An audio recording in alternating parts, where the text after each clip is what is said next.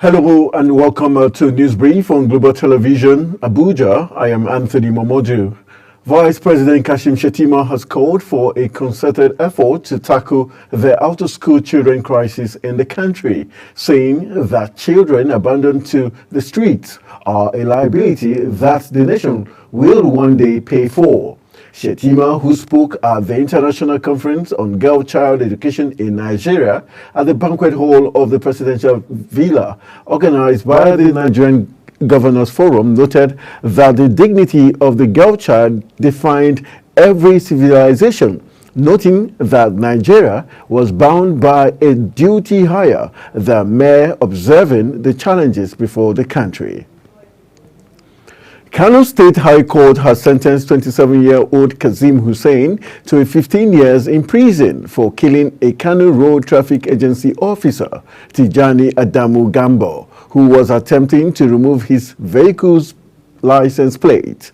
The court also imposed a fine of 500,000 naira with an additional 5-year jail term if Husseini fails to pay the fine.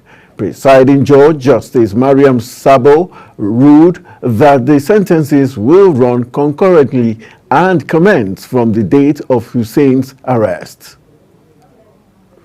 According to the prosecution, represented by Barrister Mahdi Aliyu Abdurrahman from the Kano State Ministry of Justice, Hussein committed culpable homicide on October 29, 2021, around 10 a.m. on Airport Road opposite El Dorado Cinema in Nasarawa local government area. In business, a Nigerian lawyer and human rights activist, Femi Falana, SAN, has knocked the decision of the Nigerian National Petroleum Company to fix prices of imported fuel and locally refined fuel, which are illegal, null, and void. In a statement, Falana said the move contravenes the provisions of Section 205 of the Petroleum Industry Act.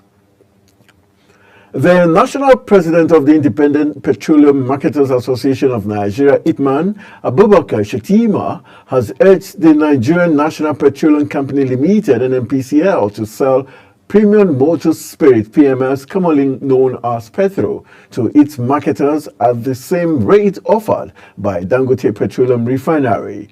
Shettima also demanded a refund of funds owed to the oil marketers, which have been held by NNPC for the past 3 months. He stressed the financial strain that the prolonged delay in refunds had placed on petroleum marketers, urging the NNPC to take immediate action. On the foreign scene, Israel has slammed a United Nations probe which concluded it was deliberately seeking to destroy healthcare in Gaza Strip and abusing Palestinian detainees, branding the findings outrageous. The United Nations Independent International Commission of Inquiry said Israel had perpetrated a concerted policy to destroy Gaza's healthcare system. It added in a report that the country is committing war crimes and the crime against humanity of extermination with relentlessness and deliberate attacks on the medical personnel and facilities. Otto Han Kang has become the first South Korean to win the Nobel Prize in Literature for work characterized by the correspondence between mental and physical torment as well as historical events.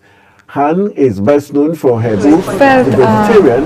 I could question the very natural thing that we are human beings. I wanted to stay in the difficult.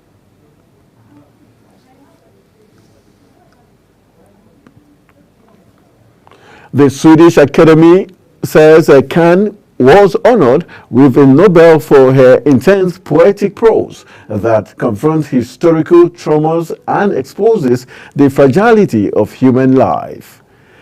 And jumping into the world of sports, Bayelsa Queens and Heartland Queens have secured spots at the quarterfinals of the ongoing 4th edition of the Bestie Obaseki Women's Football Tournament. Both teams emerged as top teams in their respective groups to birth In the quarterfinals, Bayelsa Queens demonstrated their dominance in the Group B to finish with 9 points, while Heartland Queens of Owerri secured the lead in Group B, also with a maximum of 9 points. That's it on News Brief, and it came to you live from Nigeria's capital, Abuja. I am Anthony Momodu. Thank you for watching.